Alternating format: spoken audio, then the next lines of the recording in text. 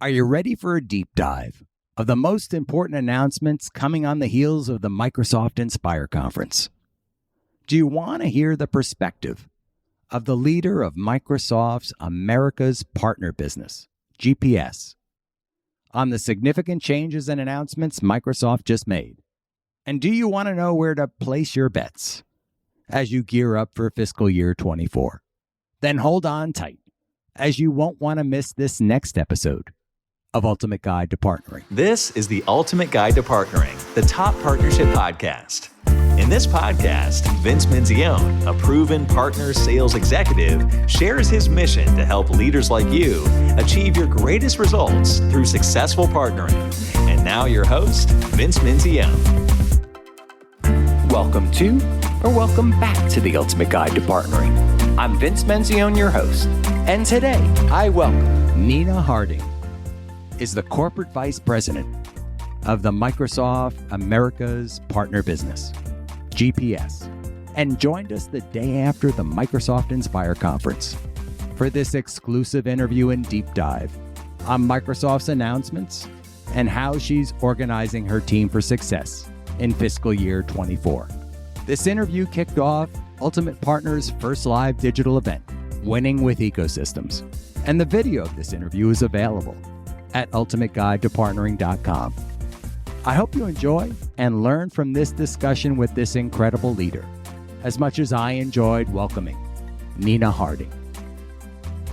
Nina, I am so excited to welcome you to our first live digital event, Winning with Ecosystems. So glad to have you today for this chat. Oh, Vince, thanks so much for including me and this opportunity to connect. So many exciting announcements the last couple of days coming out of the Microsoft Inspire Conference. I'm eager to have this discussion on your role, mission, and the priorities for the partner business. But first, some big announcements as your role has just recently expanded from the U.S. Global Partner Solutions Organization. I was hoping you could tell our listeners, our viewers, a little bit more about that. Yeah, well, it's definitely an exciting time. We at Microsoft are looking at how can we accelerate the business much faster? How do we make sure that we're showing up for all our partners with advanced clarity and knowing who to engage, how to engage, making sure that it's a predictable way to engage. So as a result, we started looking at what's the best way to go about doing that. And we started to look at, well, maybe we should show up as the Americas. So we are bringing Canada, the US, and Latin America together to create a new region that we're referring to as Americas. And that is going to bring the chemistry, the diversity of thought, really some of the best practices that we've seen in different markets together and take the best of all of those and the experiences that you, our partners, have had with us, and then standardize across the Americas so it's a little bit more predictable and easy to engage with us. Such a massive announcement, such a massive business, in fact, right? The Americas region. I was in the U.S. partner business many years back, which at the time represented roughly in round numbers around 45% of the total business. But I think this gives an opportunity to drive, I'll call, best practices at scale with you in the organization. Do you agree? Oh, absolutely. There is such ingenuity that's happening in Latin America, and a lot of our partners are helping to drive that. And the conversations we've been having with our partners as well, I've done a number of focus groups in the last, 8 months since I've been here. And it allows us to think about what are some of the best ways to engage, whether it's in the SMB, SMC market, all the way up to enterprise, and how do we spend less time focusing on setting up new ways to do it, but rather making sure we're setting up more ways for partners to engage with us doing that. And so this elimination of some of these artificial borders in a way allows us to move faster with greater agility. And quite frankly, a lot of our partners are already working across these borders as well. But most importantly for our customers are expanding. People no longer just do business within the confines of a single country. Think about a lot of companies, they might have manufacturing somewhere and they have help desks and call centers somewhere else. So what this allows us to do is to show up more effectively for our customers across these borders and energize together. You did mention the best practices, right? And I refer to it almost as like centers of excellence. The other thing that I think is kind of cool for our partners is we can think about it from a go-to-market perspective, right? What are the campaigns? What are the sales plays that we're driving? And how do we bring more partners along with us to those effective markets and land them in the local markets, but with more energy as we're consolidating that?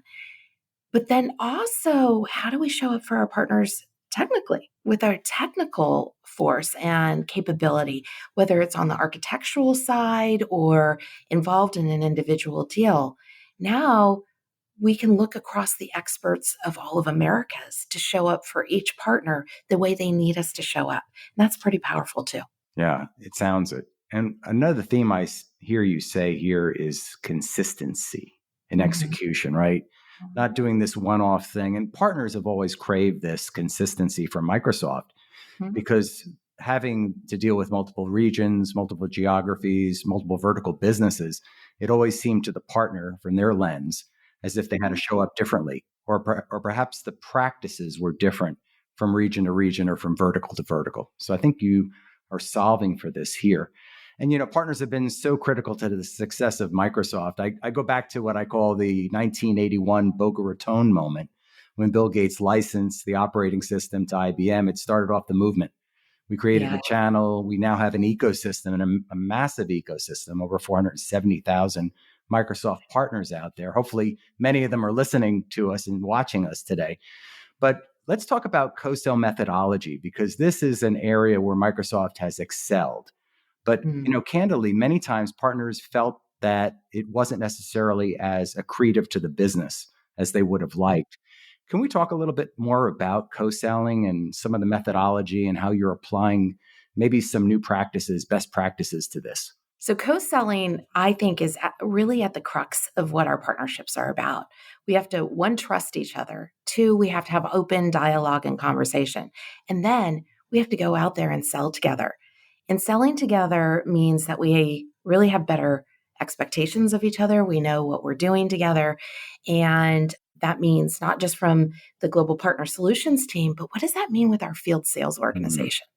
So I've been spending a lot of time trying to unpack that since I've been here at Microsoft, and have had some wonderful feedback from partners. Sometimes not always the wonderful feedback, but the needed feedback in order to kind of initiate the changes. So you're spot on, Vince, when you were talking about we're starting to look from the outside in. How do we make co-selling easier? So it starts with, one, showing up and organizing ourselves internally the way partners see their business. So one of the changes that you're hearing about is that my organization will shift. We'll have a channels organization for those partners that sell with us. We'll have a services organization for those of you that are building incredible implementation or change management or advisory services. And then we'll have an ISV organization focused on those that are capturing their IP, packaging it, and bringing it out to market. Just even that simple change helps us line up better together on the value proposition. And then we move through that. And for example, with our ISVs, we look at micro ecosystems by industry or by solution area. And all of a sudden, now engaging with Microsoft isn't just about engaging with Microsoft, it's also the community of other partners with whom you can work and signaling where you have that expertise. But doesn't stop there, Vince. If I can just share, I'm excited about that, right? That's just the beginning. You have to line up so we all know where we are. But then what we're also doing is we've spent a lot of time looking at our sellers out there, right? Our field, kind of scratching the surface on how do we make it more friendly and easier to engage? So what you're also hearing about is this huge push towards marketplace. And we're actually compensating our sellers differently on how they work with our ISV partners and making sure that they're driving those transactions through the marketplace. We don't end there. At Microsoft, we also talk about we call it MSEM, our Microsoft selling methodology, right? And here in stage two, where we're really trying to net out what are the specifics of the opportunity, that's when we're inviting partners in Nice. more universally now and is saying, hey, isn't this the point, not down the road when we've sold the deal, but isn't this the point that we find our trusted advisors, our services partners, invite them into the opportunity and acknowledge that system driven as well, right? So we can track that and even perhaps offer to our partners the ability to build out what we call like a consumption plan internally so that we're working together on the outcomes we both want. All of those things are things that I think are going to really help evolve how we look at co-selling together. This is pure music to my ears. I have to tell you, having been inside Microsoft and been at a global ISV, billion-dollar ISV, trying to navigate the co-selling methodology. First of all, I'm going to unpack a few things you said. First of all, you covered the alignment of the resources and the teams internally to support the what I'll call the partnering motions, right? Mm-hmm. You discussed that specifically around service partners, around channel partners, and ISVs. One of the other things you touched on, which I believe has been overlooked by not just Microsoft, but just the entire industry, has been each of these ISVs. And I think there's roughly, let's use the number 20,000 ISVs that are some size and significance within your purview, not necessarily managed, but within the purview. But those ISVs all have their own ecosystems. You call them micro ecosystems, right? So they have a entire ecosystem if they're in the healthcare space, as an example, that is surrounding that solution, complementary solutions, services, all those things that come along with it. And I think we've been kind of myopic in our view as an organization. I say we because I've been very close to Microsoft here. But what you're saying is we're going to look more holistically at the micro ecosystems. We're then going to get the field organization better engaged. And I think, and I'll just be a little self-critical on Microsoft, you put a lot of resources on that function previously, but maybe it took the onus or the pressure, I'll use that term, on the seller to do the work. And the real work is thinking strategically about the customer. Ultimately, the customer is making the decision here, and bringing those partners in early and often into that process is what I believe I heard you say. Absolutely. It's incredible what we can do for the customer. The innovation, the thinking outside of the box. I mean, customers are demanding a lot more of all of us today. And they really want someone that is their trusted advisor, that's helping them innovate. And with the introduction of AI in all of our worlds, this is a transformation that a lot of our customers are going through. And we want to do that with our partners. So we've spoken with Jake Swenson, and Dan Rippey led a session on marketplace moment. I like to refer to it as, right? Because it is somewhat of a shift in mindset towards how we go to market. But I was hoping you could share a little bit more. You touched on marketplace, but as the America's Chief Partner Officer, I was hoping you could share a little bit more of your perspective on the value and benefits of marketplace. Absolutely. I think marketplace is one of the most powerful go-to-markets that all of us have together collectively. It is the place where all of our customers can come to learn about all these technologies, these offerings that are available to them. It's now also where we're going to ask our sellers to go, right? So that's a really important motion as well for everyone to understand that that's where the sellers are going to go as well to include and introduce offerings to our customers. Our engineers are also working really hard. We've been listening, and there are so many great ideas, suggestions, even opportunities for improvement from all of our partners. We've been listening. And so we have the engineers going at a million miles, really trying to deliver on that promise and those ideas, because it's about that customer's experience at the end of the day and how together with all of you, we're creating this value proposition for the customer. If they make their bet on Microsoft, you've made your bet on Microsoft. Look at the plethora and the energy and the dynamic solutions that are out there. But most importantly, if the customer is buying through the marketplace as well, they're also able to decrement their customer cloud commitments. That's really powerful. So now all of our ISVs also have access, quite honestly, to something that's energizing that customer from a financial perspective as well. So I'm excited about all of that. And then you have to connect it back to Partner Center, right? So as connecting it back to Partner Center, we're now also able to enable our partners to surface all of their marketplace opportunities with our sellers. And once again, hopefully to better drive co-selling. Yes. I'm so excited to announce our continued partnership with AG1. Many of you know I made taking a green drink supplement part of my health ritual for over 21 years now, and it has made all the difference to my health and well-being. Over 6 years ago, I found Athletic Greens, and now their product, AG1, became my go-to supplement. AG1 is the first thing I take every morning to power my day. It covers all of my nutritional bases, supports my gut health, gives a boost to my immunity and energy levels.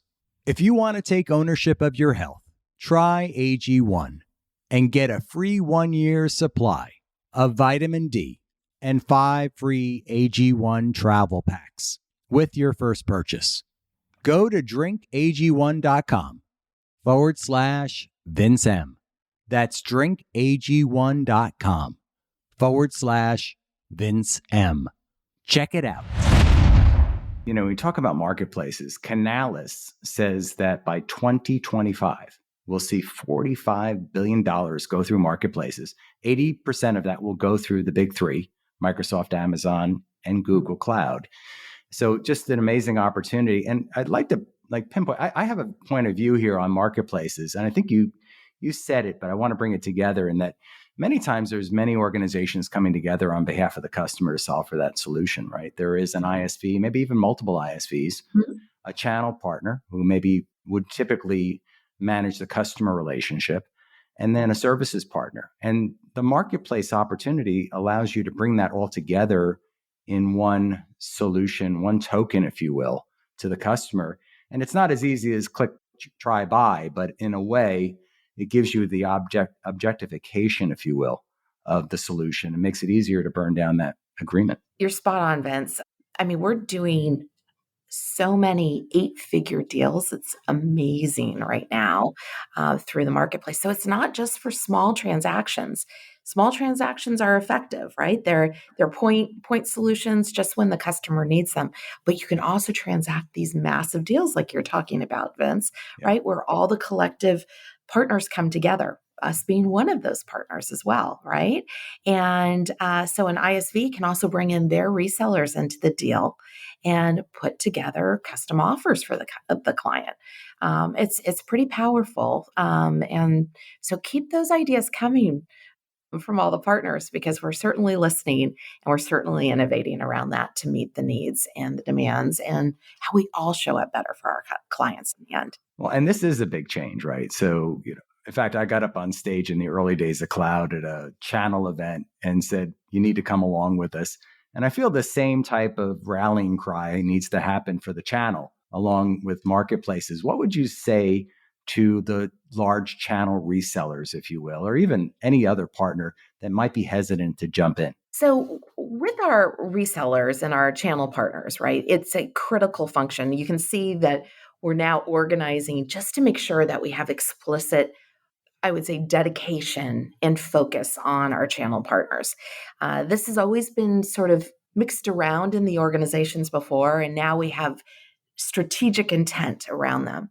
When I think about our channels partners, making sure that you're starting to think about some of the innovation that's coming out and the adoption, and are you in a position where you really can sell and talk about things like Copilot and AI and the value proposition there, making sure that you're bringing all the innovation as a plus for your business as you're out there on the forefront, representing the products, selling the products, and innovating with the customers. I think you'll also see some new incentives coming out, which is pretty exciting. Those incentives are really focused on rewarding you for the hard work that you're doing. Some of them came from suggestions, and some of them just make sense. Things like Yeah. making sure that we're rewarding you for the new customer additions that you're bringing to the table versus just for the contract. That's pretty exciting. So all of those things might make sense for our channel partners. I'm glad you brought up incentives. We're going to have a workshop session just later in this event today to talk about go-to-market and those incentives specifically to fuel the growth.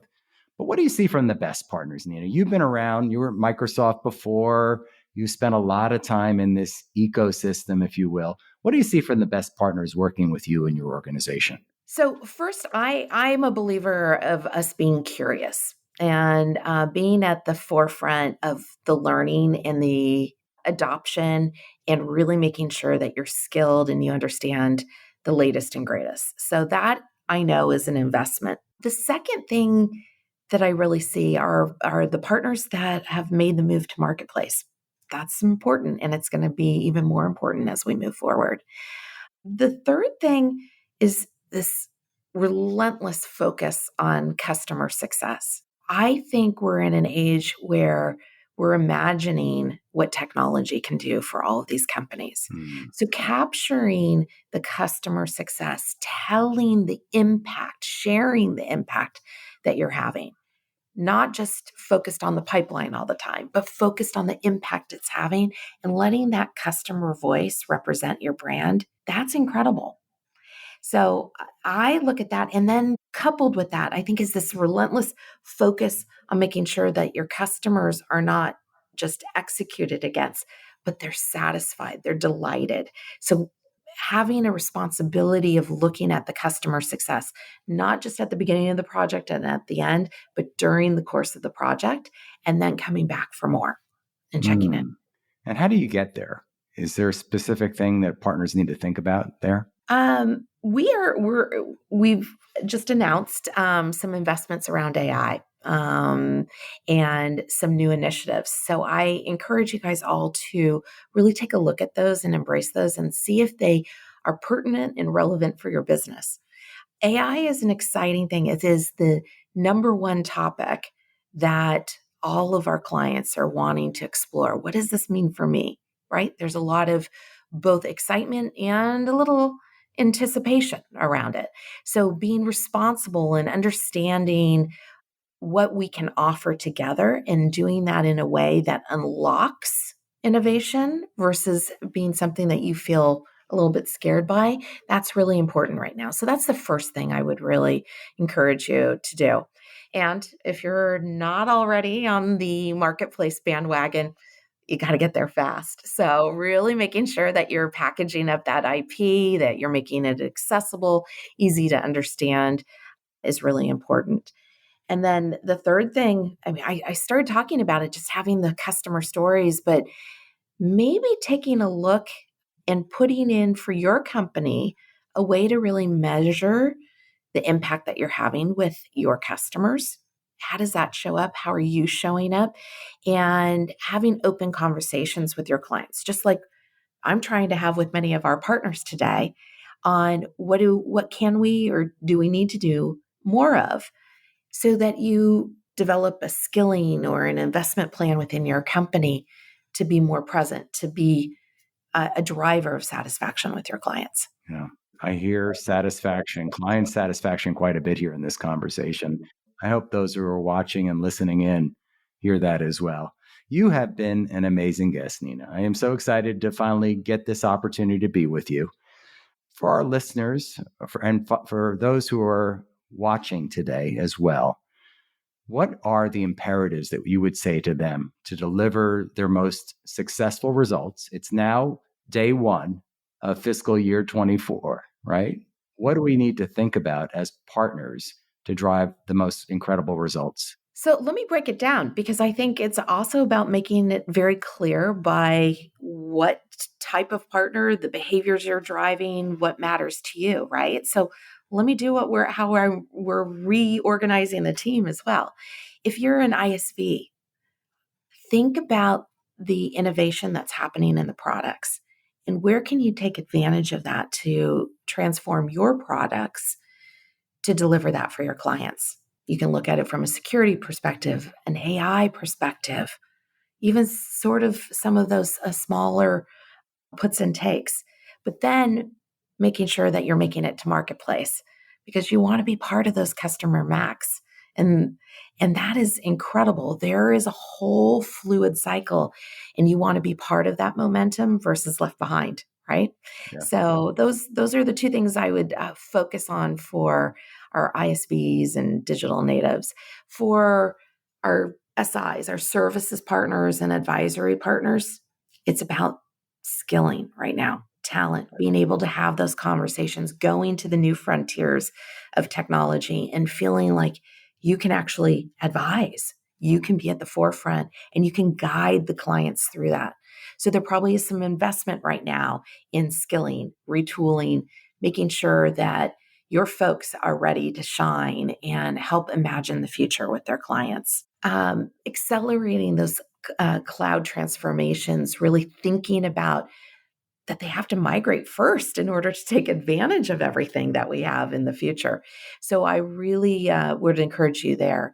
And then for the channels partners, you're going to see a lot of focus and I would say incentives around the SMC, SMB business.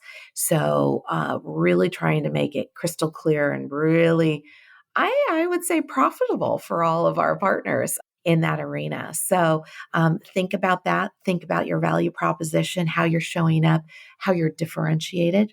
Are you looking at particular industries or what is your play in those areas?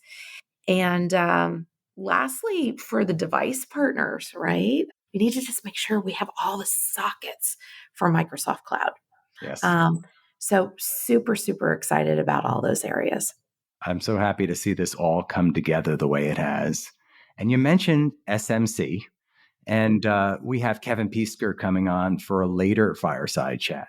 But I know that this is a massive opportunity for partners and probably one that they haven't tapped in to the field organization in the right way.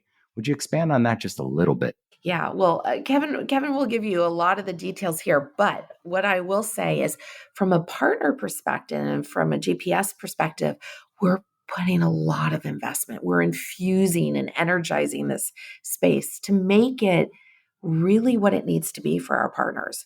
So making sure we have the right tools and visibility of resources, fueling go-to-market campaigns, making sure that there are ways for partners to tap into some of the core sales plays that we're driving, and then translate that into the SMB, SMC space. And that instead of it being something that you maybe just download and take a look at, we're actually energizing and creating those motions and putting the rocket fuel, I would say, into the tank in this arena. You'll see us lining up resources, funding, incentives. This is something that we want all of you to be on the road with us, working at warp speed, because this is an opportunity that is immense for all of us. So our participants should stay tuned for that later session. There's a lot more we'll peel back on.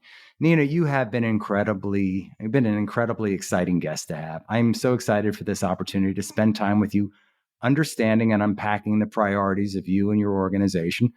We have to have you back. We have to have you back again. I want to unpack on the career journey. I want to spend more time with you, getting to know you and how you're leading this amazing organization and shaping this incredible fiscal year 2024. But I want to just first thank you for your time today, your incredible time being here with our partners.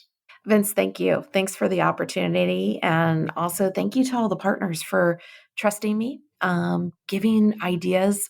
Please keep the ideas coming.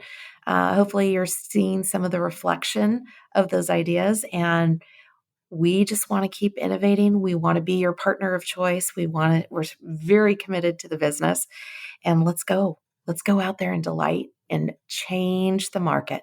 It's an exciting time for all of us. Let's go. I love that. Nina, thank you so much for your time today. Yeah, you too. Thank you.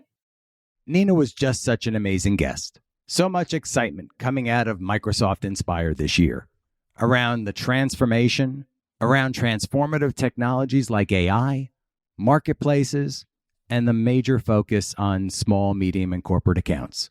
I want to thank you for listening to Ultimate Guide to Partnering. If you liked today's episode, please hit subscribe. And if you'd like to stay ahead of all the excitement coming from our organization, including a live event we're hosting November 14th and 15th in Dallas, Texas, please sign up for our newsletter at ultimateguidetopartnering.com and look for our sign-up page coming to you soon. So I hope you stay tuned and join us as we hope to help you become the ultimate partner. Thanks so much for listening to this episode of The Ultimate Guide to Partnering with your host, Vince Menzione. Online at ultimateguidetopartnering.com and facebook.com/ultimateguidetopartnering. We'll catch you next time on The Ultimate Guide to Partnering.